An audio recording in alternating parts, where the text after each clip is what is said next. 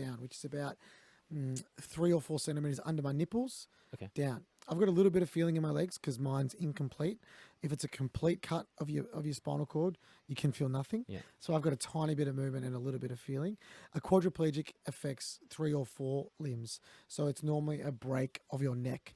So when you think quadriplegic, you might think, someone like Stephen Hawking or something like that because they can't move their arms Like at all. head only. Head only. Yeah. However, if it's an incomplete quadriplegic, so only a partial break of the spinal cord, it means you can move your arms a little bit as well. Okay. But not have full movement of them or control. Correct. You might have triceps but not biceps or whatever it is.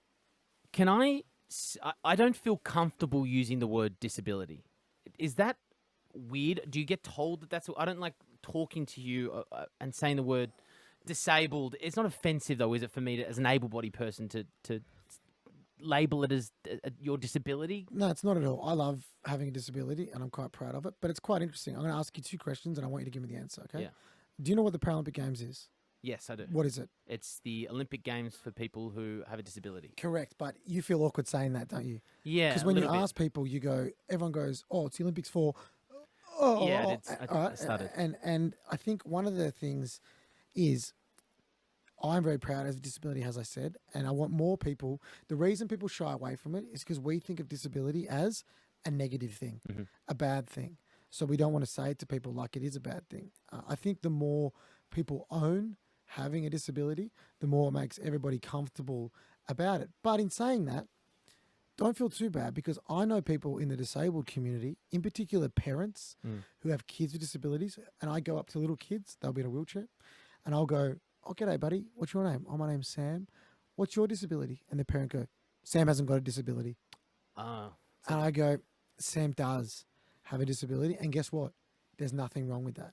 But if the disabled community shy away from saying it, well, then the able-bodied community will pretend like we're not there. I think it's okay to have a disability. It can be sexy, can be cool, can be fun.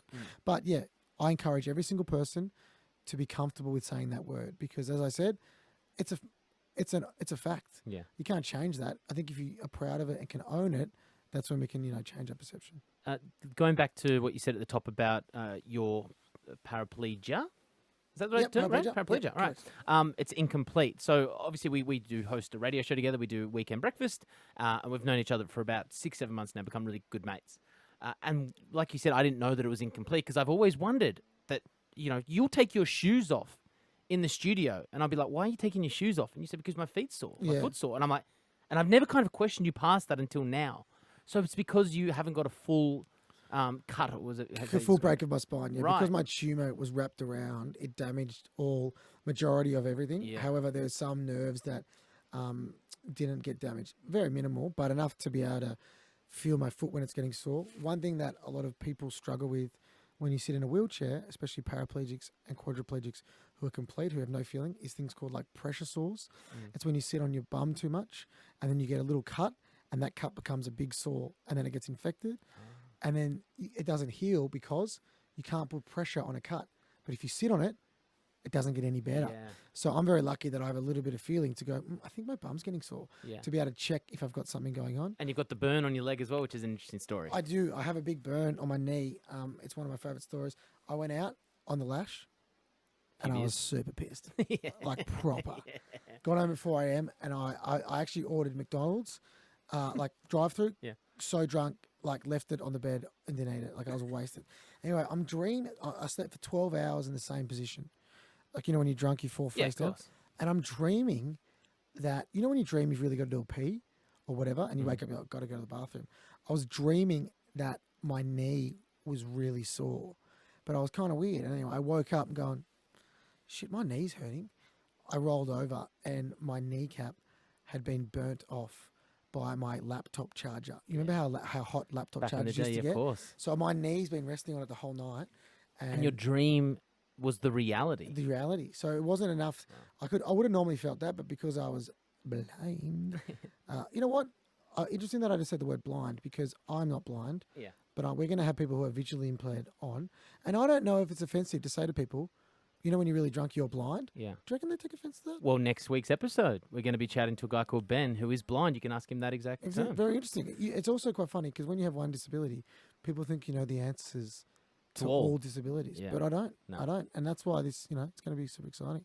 Let's go back to Dylan Alcott as a baby. Have you spoken to your parents about the reaction when they found out about your tumour, and when did the doctors say to them, your son's going to be, paraplegic? So I wrote this in my book, and I actually wrote my book myself. It's called Able, coincidentally, and I had to interview my parents about this, and I never really gave a shit, to be honest, but I wanted to find out for the book. So I learned a couple of things. One, when they did the ultrasound, they had no idea that there was a big tumour the size of half a melon stuck on my back. They didn't see it. So I must have been turned the other way in mum's stomach when they did the ultrasound. Right. So I was born, and mum was holding me. It's like, what's that on his back? Because it stuck out and went and grew inside. And they said they're not sure. So I got to go home for a couple of days, and then they said, you need to come back right now. We need to get that out, because it was benign, but it could have turned malignant, which is cancerous, Yeah, and of then you're course. obviously in big trouble. So that was obviously very tough for them. I owe a lot to my parents. One of the cool things, they spent every night by my side in hospital with my brother Zach. My mum would be there all day. My dad would come home from work. Mum would take Zach home. They would swap parking tickets because parking is so expensive at the hospital. Dad would stay all night, and then mum would come back the next morning with a fresh suit. He'd get dressed at the hospital, go to work, and then mum and Zach would take over. Wow. So your dad essentially never went home? Yeah, barely. Yeah. Wow. And I think one of the things that I did learn as well is I shy over the fact that I was sick because, one, I don't remember. I was sleeping like a baby. I couldn't care less. Two, I'm good now, so I don't really harp on it. But I did find out this. There's a photo of me in hospital with a little teddy bear. It's a little teddy bear hanging above my head, a blue one. And I was like, I use it in my keynotes, and I make the joke that I say, my parents were by my side every night in hospital. Also, they say, where the fuck are they in this photo, right? That's what I say. And then my dad goes, my dad actually goes, mate, the story behind that photo is, you blew up with this infection. You got huge. And like my face blew up, my back blew up, my legs blew up. And they called the lady that saved my life, Miss Elizabeth Lewis. And they said, something's happened, an infection or reflux. And we have to give him a lethal dose of steroids. And I would strongly recommend taking a photo because he probably won't be alive in the morning. They said that straight up. And Dad took the photo through tears in his eyes. So you thought that was going to be the last photo you take of your son? He called Mum, and they came and said, and then I woke up completely fine, which is amazing. So the steroids work. God, that's the worst night of their life. Yeah, easily. Yeah, it was 90%. Like that much steroids for a baby who's 6 months should kill you. It was the only way to kill the infection that happened. So they said he'll probably pass away, and then the doctor said you've got a pretty strong one here. You'll probably do some cool stuff. Yeah. Turned out all right. Now, what was your first experience of being disabled? Do you remember the first time that you realised that you were different? I did. I never really, I knew I was different from an early age, but never cared. I was very lucky that my brother, Zach, who we'll get to meet on this podcast, he was just such a big influence on my life. We used to go skateboarding, and they'd get a skateboard for me to go on my stomach on the street. Like I was always included. But I remember I was 4 years old, and I used to be out of... I never had a wheelchair. We used to always use like a pram. You know how like kids use a pram? Yeah. And I remember I was 4 years old and I was in a pram, and this little girl came up, and the shutter of the pram was closed, and it was almost like in a Simpsons episode. And the little girl's run up, and she's like, "Oh my God, it's a baby! It's a baby!" And she's opened up and seen me, and she screamed because I was the same age as her and the same size. And she's like, "Why are you in a pram?" And like ran away. And I was like, that is so true. One, because your family and your friends have been so inclusive, exactly. And you didn't realize that. Yeah, the first time I felt alienated, like an alien, like someone different. And but it was also a turning point because I remember saying to my parents, there'd been talk of a wheelchair, and I was like, I need to get a wheelchair because I don't want to sit. That was embarrassing, even for a 4-year-old, because you felt lesser than someone who was your age and your size and things like that. I imagine 23 years ago, around that, 4 or 5, you're 28 years old, the world looked a lot less accessible than it is now. Do you remember any stories growing up where, stair access or lack of ramps had held you back in any way back growing up? Because I just remember Torquay Primary School, we had demountables with 4 stairs to them. Exactly. No ramps. Yeah, and I think one of the you know what? I'm very lucky I was born when I was, because if I was born in the 70s and then in my 20s in the 90s, you know, it's tough. Yeah. Like, even, you know, I drive a car these days, and like, you can take my hand controls, which is how you drive a car, out of my car into your car, Angus, in like 30 seconds and drive. 20 years ago, you couldn't even drive a car, whatever it is, in the wheelchairs.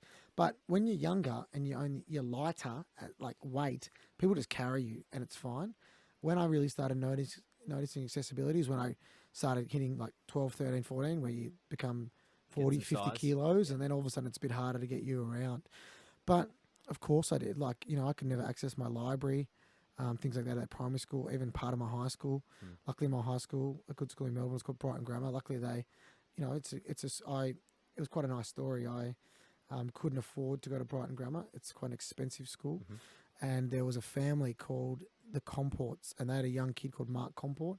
He had a disability, and he went to Brighton Grammar, and he died when he was at school, when he was in year 9. And Because of his disability, complications with the disability. And his family wanted to give it to a young kid with a disability who couldn't normally afford. Oh, so the education that he had, the funds that were going to go towards his. Yeah, Oh, so I got, you know, a $200,000 scholarship to go to school, and they renovated the whole joint to be able to do that. But there was some place I couldn't go, like, for example, the library. And they, it's funny, you know, that the school was so inclusive, but it's when someone goes to you, or everyone, we're going to go to the library, hey Dylan, we'll bring you a book down. It's nice, It's not the same. but you still feel like this shit. Your mates are upstairs And that's reading not asterisks, and you're down on the But they're lawn. reading it together. That's the main thing. Yeah. You're just doing the same thing, but you're doing it different. Yeah. And, you know, when they decided to make it fully accessible was awesome. But, you know, like, I still face it all the time.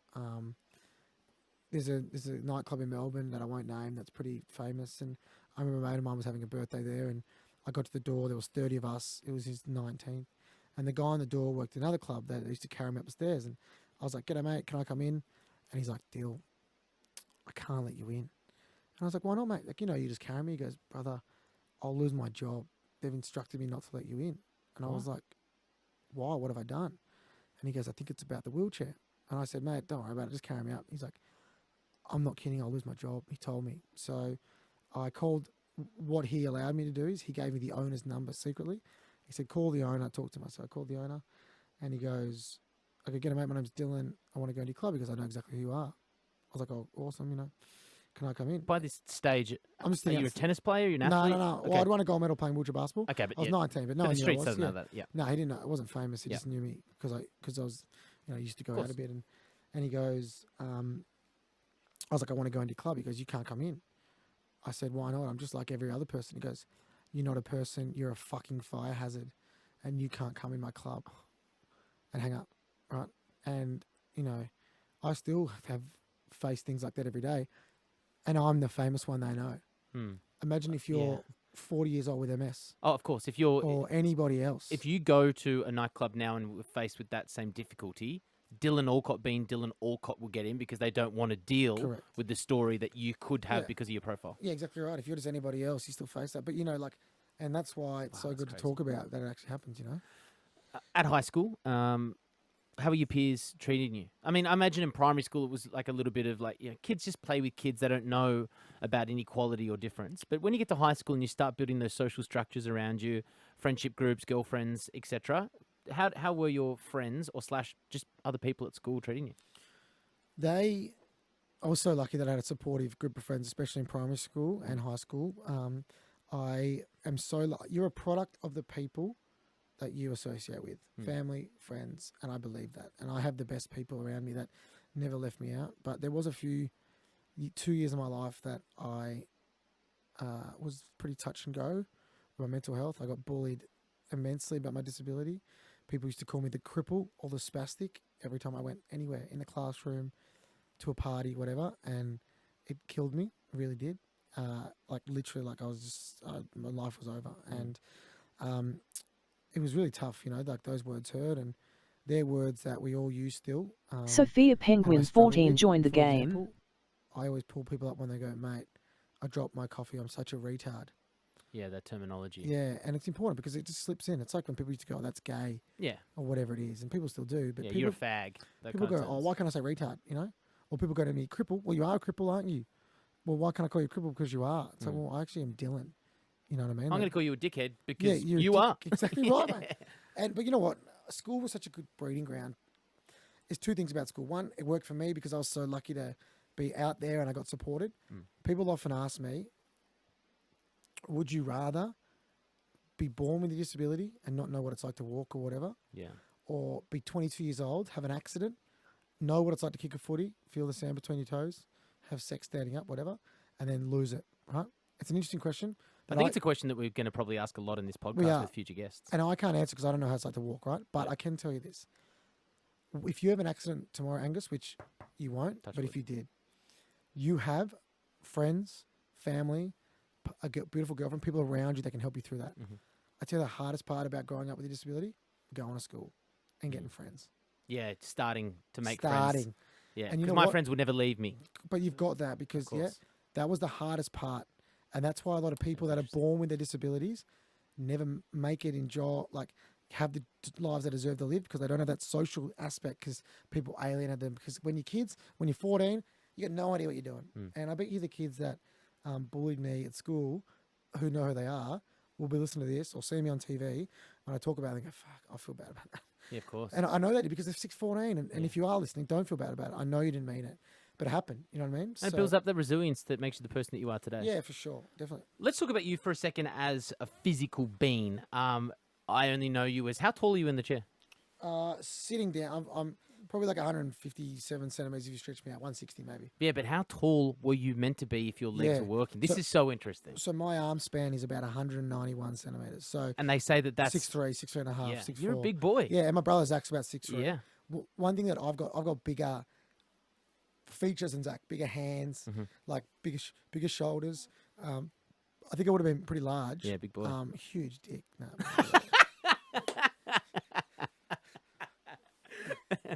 But can we talk about puberty? How does that affect you differently? Yeah, for sure. Like obviously my legs are shorter, so they didn't develop as much. I got pretty normal sized feet considering I'm Is that just like muscular atrophy or whatever it is? Like, because you don't use them? Well, no, that's like the actual length. So the muscular atrophy is when your muscles waste away. Yeah.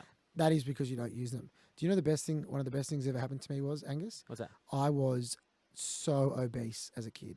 I was fat as. Were you? Oh yeah, baby. Have you not seen those? I was like pushing 90 kgs. I'm fat as. Big boy. But because that, my legs were fat, right?